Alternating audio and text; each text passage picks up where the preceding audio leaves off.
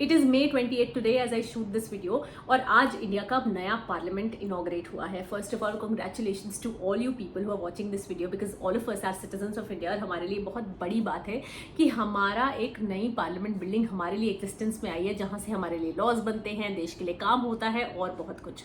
But आपने देखा होगा कि जब से अनाउंस हुआ कि there will be a new parliament building that will be inaugurated by the current prime minister of India, बहुत सारी कंट्रोवर्सी होने लगी इस बात पे, बहुत सारे कमेंट्स दिए जाने लगे और सब लोगों ने ये कहना शुरू कर दिया कि इसको प्रेसिडेंट को इनॉग्रेट करना चाहिए, किसी ने बोला स्पीकर को इनॉग्रेट करना चाहिए और प्राइम मिनिस्टर ऑफ इंडिया को नहीं करना चाहिए। तो ये वीडियो दो पॉइंट्स पे फोकस्ड है। वन इज, क्या कोई लॉ है इससे रिलेटेड, क्या कहीं लिखा है कि किसको ऐसी बिल्डिंग्स को इनॉग्रेट करना चाहिए, और सेकंड पॉइंट है हमारा, एक PIL फाइल हुई सुप्रीम कोर्ट में ये प्रे करते हुए कि डायरेक्शन दिया जाए कि प्रेसिडेंट ही इनॉग्रेट करेंगे पार्लियामेंट की नई बिल्डिंग को और प्राइम मिनिस्टर नहीं करेंगे। बट उस पिटिशन को इवेंचुअली, उस पब्लिक इंटरेस्ट लिटिगेशन को विड्रॉ कर लिया गया। So the point that we'll cover is the importance of withdrawing your petitions, your plans at the right time. So hi everyone, this is advocate Isha Kapoor and you are watching Vlogish. सबसे पहले आते हैं law point पे। तो बहुत से लोग ऐसा कह रहे थे कि प्रेसिडेंट या स्पीकर को ये प्रिविलेज मिलना चाहिए, और उन्होंने यहाँ तक भी कह दिया कि प्राइम मिनिस्टर का इस बिल्डिंग को इनॉग्रेट करना कहीं ना कहीं अनकॉन्स्टिट्यूशनल होगा। So let's go to the provisions of the articles of the constitution of India.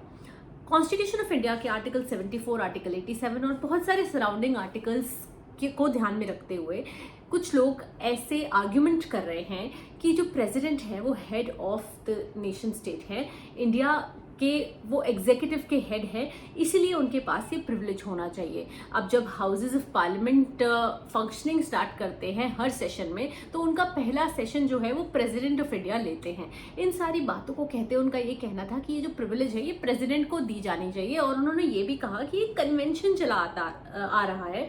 Convention मतलब ऐसा एक अनरिटन रूल जैसा है, कहीं लिखा तो नहीं है, किसी लॉ में तो नहीं है, किसी बैरक में तो नहीं है, कॉन्स्टिट्यूशन में एक्सप्रेसली तो नहीं लिखा, बट ऐसा होता आ रहा है कि इस तरह की बिल्डिंग्स में इनको इनॉग्रेट करने का ऑनर प्रेसिडेंट को दिया जाता है।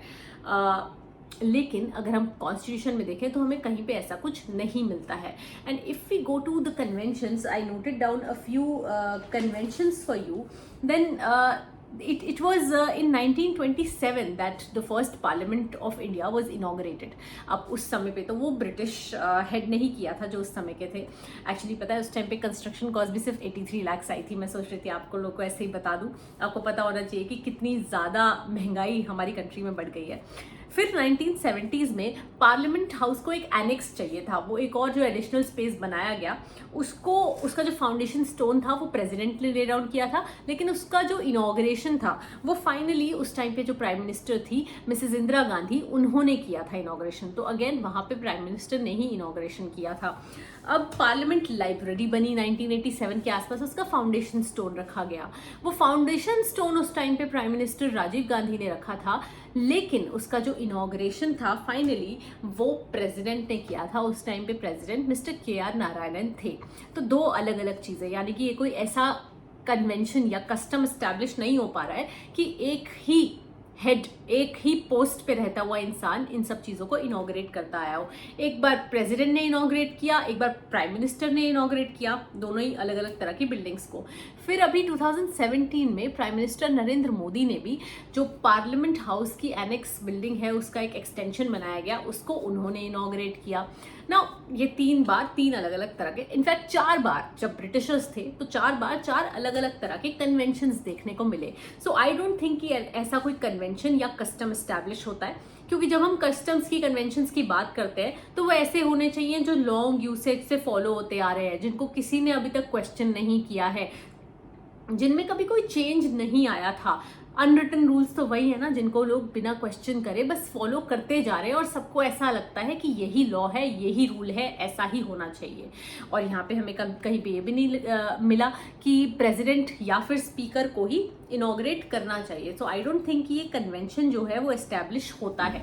अब बहुत सारे लोगों ने क्वेश्चन उठाया कि जो प्रेसिडेंट हैं उनको ये प्रिविलेज इसलिए मिलना चाहिए क्योंकि वो ऑर्डर ऑफ प्रेसिडेंस में, जो मिनिस्ट्री ऑफ होम अफेयर्स की वेबसाइट पे आपको ऑर्डर ऑफ प्रेसिडेंट मिल जाएगा, उसमें वो सबसे पहले आते हैं। यानी कि अगर किसी भी फंक्शन में एक जगह प्रेसिडेंट, वाइस प्रेसिडेंट और प्राइम मिनिस्टर हो तो सबसे बड़ा ऑनर करने का अधिकार वहाँ पे, या सबसे ऊपर वाला गेस्ट, चीफ गेस्ट बनने का अधिकार वहाँ पे नंबर 1 वाले पर्सन को है, जो ऑर्डर ऑफ प्रेसिडेंस में नंबर 1 पे आते हैं, और वो है हमारे प्रेसिडेंट, फिर हमारे वाइस प्रेसिडेंट, और फिर आते हैं हमारे प्राइम मिनिस्टर। बट एक्चुअली यहाँ पे जब ये इनॉग्रेशन हुआ, जब ये पूजा परफॉर्म हुई, ये सब हुआ, तो वहाँ पे प्रेसिडेंट मौजूद नहीं थे। अब प्रेसिडेंट किस लिए वहाँ पे प्रेजेंट नहीं थे, इस पे कमेंट करना मेरे लिए बहुत मुश्किल हो जाएगा, बट मैं आपको सिर्फ बता सकती हूँ जितना मैंने देखा समझा। अच्छा, एक और कॉन्स्टिट्यूशन का आर्टिकल है जिसकी तरफ मेरी नज़र जा रही थी बार बार, और वो है आर्टिकल 299।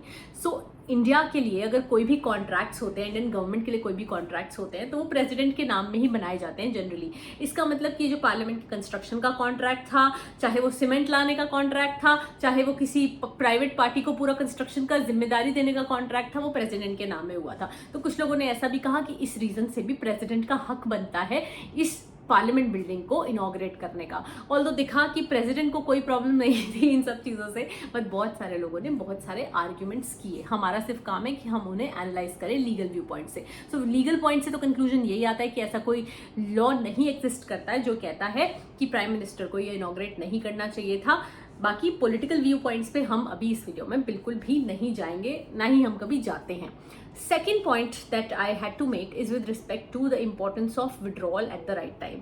So एक petition public interest litigation supreme court में फाइल हुई थी 2-3 दिन पहले, जो मतलब उनके सामने आई थी 2-3 दिन पहले, और वो ये प्रेयर मांग रही थी कि प्लीज़ आप डायरेक्ट करें पब्लिक इंटरेस्ट में कि ये जो पार्लियामेंट बिल्डिंग है ये प्रेसिडेंट को इनॉग्रेट करनी चाहिए और प्राइम मिनिस्टर को नहीं करनी चाहिए।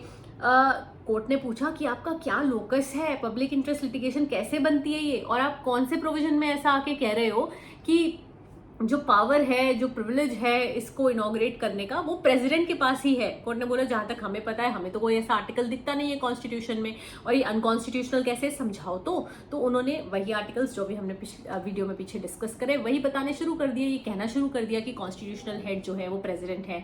ऑल्दो जो गवर्नमेंट की साइड से रिप्रेजेंट कर रहे थे उन्होंने इस बात को काफ़ी अपोज किया, विद फोर्स अपोज किया, और उन्होंने ये भी कहा कि प्लीज़ इस पिटिशन को, इस पब्लिक इंटरेस्ट लिटिगेशन को डिसमिस करें एक्सप्रेसली।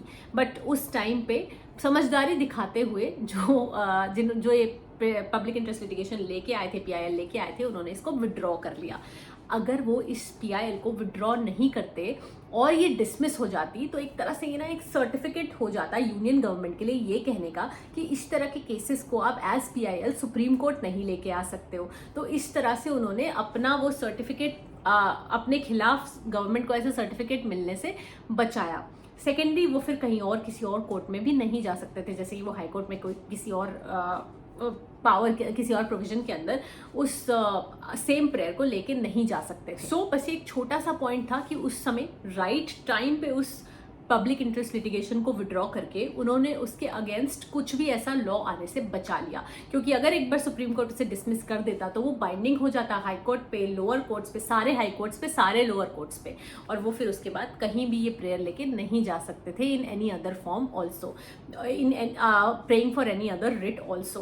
तो ये इंपॉर्टेंस है, ये नहीं कि आप अगर कोर्ट में पहुंच गए हो तो आपको अपना केस हमेशा लड़ना ही। अगर आपको लग रहा है कि कोर्ट इंक्लाइंड है इसे डिसमिस करने के लिए, कुछ ना कुछ कमी है, कुछ ना कुछ कमी रह गई है आपके पिटिशन में, या आप कुछ गलत लेकर आ गए हैं, तो आप उसे राइट टाइम पे विड्रॉ कर ले, वो ही सही रहता है। मेरे साथ भी ऐसा बहुत बार हुआ है। जरूरी नहीं है ये चीजें सुप्रीम कोर्ट में ही होती हैं, ऐसा लोअर कोर्ट्स में भी हो जाता है। इनफैक्ट मेरे साथ तो ऐसा कंज्यूमर कमीशन में भी हुआ।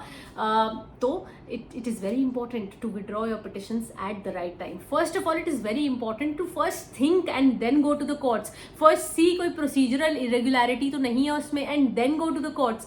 Otherwise ये कोर्ट के टाइम का वेस्टेज तो होगा ही, आपके अपने और आपके क्लाइंट के टाइम का भी वेस्टेज होगा। बट कई बार अगर कोई ऐसा सिनेरियो रह जाता है जहाँ पे कोई कमी पेशी रह जाती है, तो प्लीज़ उसको राइट टाइम पे विड्रॉ कर लो, ताकि आप दोबारा से उस सबको ठीक करके कोर्ट के सामने, फोरम के सामने, कमीशन के सामने लेके आ सको। So this is the importance of withdrawing at the right time. Congratulations once again for the new parliament building. I hope our democracy will shine even more with the inauguration of this new parliament.